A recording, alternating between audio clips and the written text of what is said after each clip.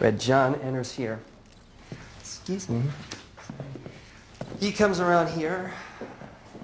He waits for her, expecting her to come in alone. Only thing, her friend Tannen chose the wrong night to come over for a Richard Gere and ice cream orgy. So Red John zaps them both with his trusty stun gun and, excuse me, grabs a 5-iron from the bag here and crushes Tannen's skull. And he takes his sweet time dealing with Allison how he likes.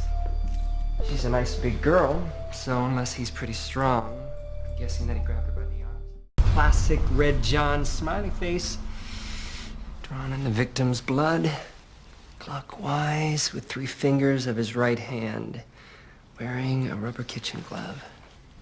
I'm stoked to finally see one in the flesh. This isn't Red John. Right. Red John thinks of himself as a showman, an artist.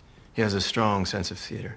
In all the previous killings, he made sure that the first thing that anyone sees is the face on the wall. You see the face first, and you know what's happened, and you feel dread. Then, and only then, do you see the body of the victim. Always in that order. Here, it's the opposite. The first thing you see is the body, and you have to look around to see the face on the wall. Doesn't play nearly as well, does it? Depends on your taste, I suppose. No, come on. The killer could have painted on the correct wall here, but he didn't because he didn't know better because he isn't Red John. Wow. It's interesting. You know what your problem is, my friend? You enjoy your work a little too much. You're a ghoul. If you don't get horny reading Fangoria, I'm Britney Spears. I resent that. This is you trying to redeem yourself, is it? I'm sorry. He irks me. He's irksome. You don't need me here.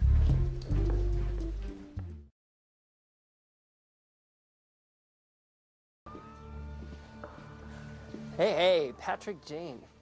Long time. So, ¿qué pasa, dude? My people need to do their thing.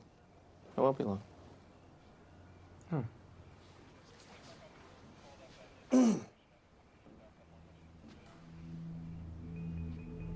Hoovering up the little psychic ectoplasm.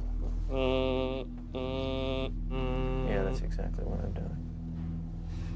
We have a schedule to keep, amigo. TikTok. Sooner you're done fooling around, sooner my people can find actual clues. She's from Iowa. She played the guitar. She liked dark chocolate, Sudoku, and snowboarding. Shy but strong, honorable, modest. Didn't drink or smoke. Parents died when she was very young.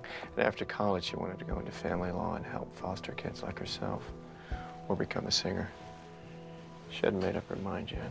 Yeah, that's great, dude. But where's Red John? Oh, this wasn't Red John. So you say.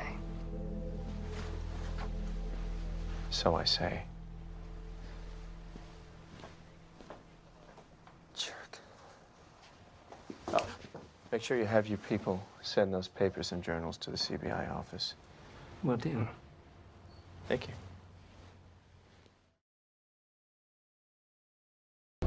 Final remains of Elise Vogel's song, Sacramento's Tragic Heiress. You know the story, right?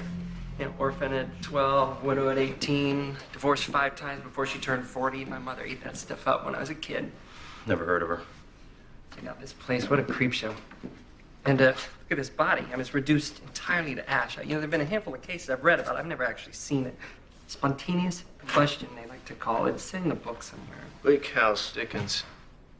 Yeah, Mr. Crook, the rag and bone man, burst into flames in his parlor. It's not believable. I didn't buy it either. Oh, it's a misnomer. You know, it's not actually spontaneous combustion at all. Almost always happens with a heavy drinker and a smoker. You know, they pass out with a cigarette in their hand, never falls on the clothing, starts to burn, and a smoldering cloth acts like a wick, and it turns the victim into a human candle. With the body's subcutaneous fat deposits as a perfect form of tallow. A human candle. Isn't that awful? Yeah, what's produced is a slow and all-consuming burn, so in the end, there's nothing left but ash. So this could be an accidental death. Yeah, very likely. You notice how weird the light is? Kind of waxy and brown? That's because human fat is congealed on all the light bulbs. I mean, All right, don't say another word. Please. Okay. This was murder, which is ironic considering Miss Vogel's song's appreciation and love of murder mysteries. Murder. Yes. There's globules of glass in the fireplace. And this scotch was opened very recently. And that's a lot of scotch for one woman. There were, at some point, 4 glasses right here, but now there are only 3 in the room. Where's the 4th glass? So 2 people are sitting down, relaxing, having a drink. Now one of them is dead. The other one tried to conceal his or her presence by throwing the 4th glass into the fireplace. Murder.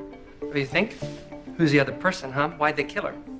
Well, you know, if you hadn't mentioned the congealed human fat in the light bulbs, I may have had the stomach to stick around and find out, but you're a ghoul.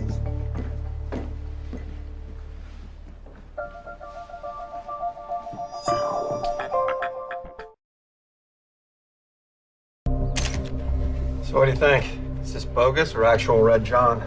I've worked Red John's murder scene since he began. Totally bogus. That's a shame. I always wanted to work one of the famous killers. He's been laying low for years, working through friends and proxies. He killed just recently, didn't he? Yeah, that was an internal issue. Lorelei Martins was one of his own people. It doesn't count. Could you guys give us a moment? Hey, Elizabeth. Gene, this is my colleague, Val Ziskin. Hi. You sure this wasn't Red John, are you, Mr. Partridge? Yeah? You 100% sure? No, I mean, I'm surmising. You're the expert. Oh, you heard what she said. Excuse me? Out. I have a job to do. Out. You can come back later.